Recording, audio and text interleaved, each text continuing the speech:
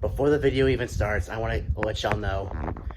At last week, I uploaded a video explaining how I got locked out of my car because I was stressed out because I couldn't find a movie.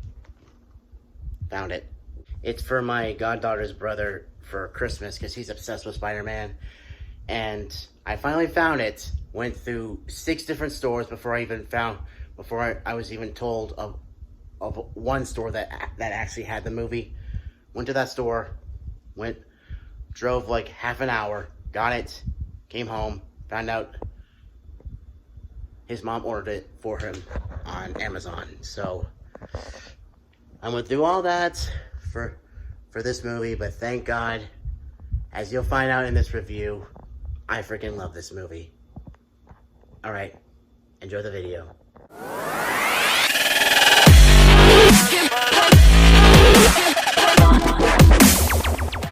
How's it going, you guys? Alright, so this month I get to do my all-time favorite Spider-Man movie ever, Spider-Man Into the Spider-Verse, and I'm real excited. So without further ado, let's get right into it.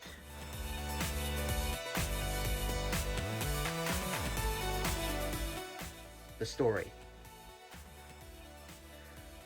I absolutely love the story.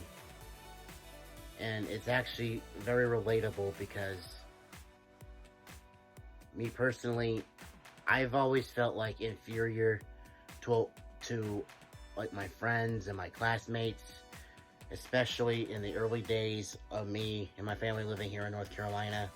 So I know what Miles is feeling throughout the entire movie, especially when they pressure him in the spider cave, when they're all ganging up on him like, can you close off your emotions? Can you be ruthless? Can you hack a computer? Can you swing through the sky like a trained dancer or whatever?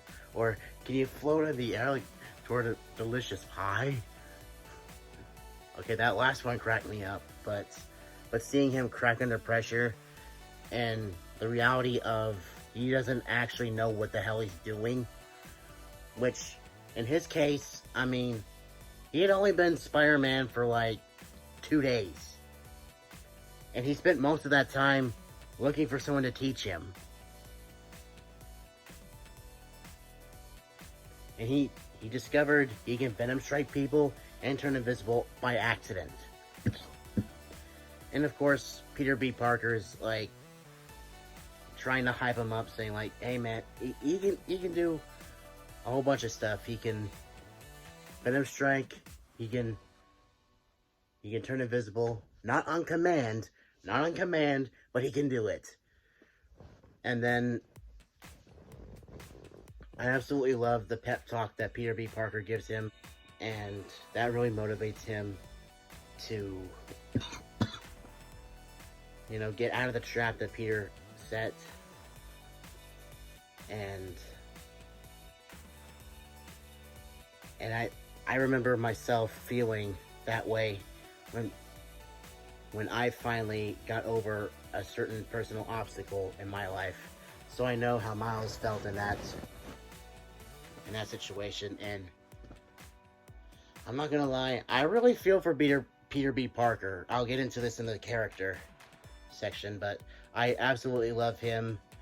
And while the Peter before him, the one that died in the beginning, he seemed like a perfect human being. He seemed like he had the whole world cut out for him. He had it all, but then lost it.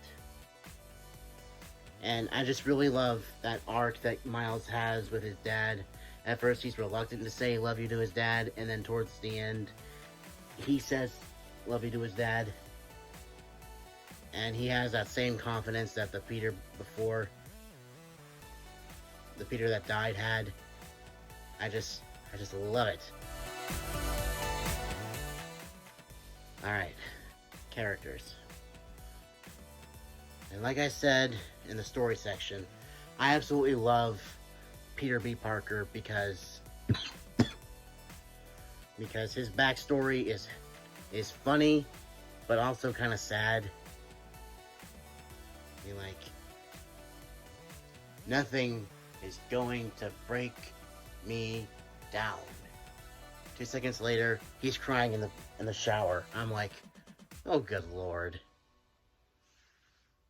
I mean, I found it funny, but also sad at the same time, because I've been through breakups before, and I know how it feels.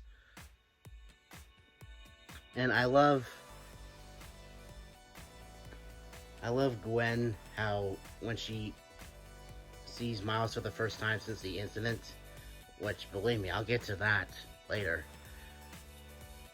She says, "You don't get to like my hair," as if to say, "You did this to me. You did this to me."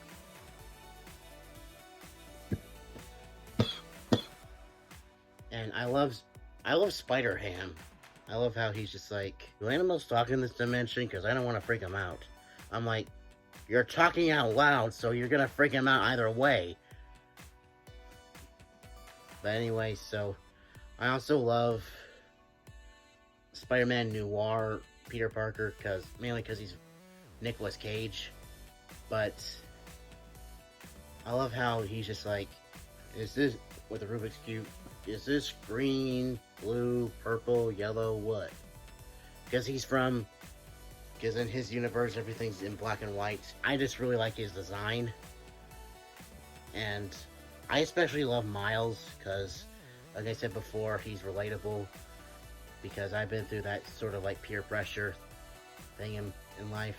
And I was also very close with an uncle of mine. So I really feel for Miles. I feel for Peter B. Parker. I feel for Gwen, because finding out that in her universe, her as Spider-Woman, her Peter Parker died because he was the lizard, and how close they were. I was expecting her to say that he was her boyfriend, because that's how it was in a lot of storylines. Okay, so what I didn't like. The incident with Gwen's hair. It's the only part of that I don't like. Because I've been in so many awkward situations. Maybe not as awkward as that, but still, I've been in situations like that, and I understand why they put it in the movie. But I just don't like that scene simply because I know personally how embarrassed Miles felt in that situation, because, you know, like I said, I've been there before, so I know what it's like. And so she had a good freaking reason to be like, you don't get to like my hair. And obviously, that's the only thing I didn't like.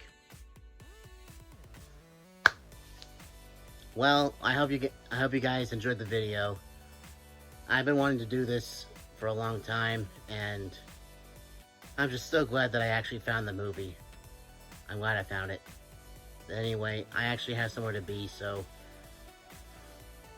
until next week, stay positive and stay awesome, everyone. See ya.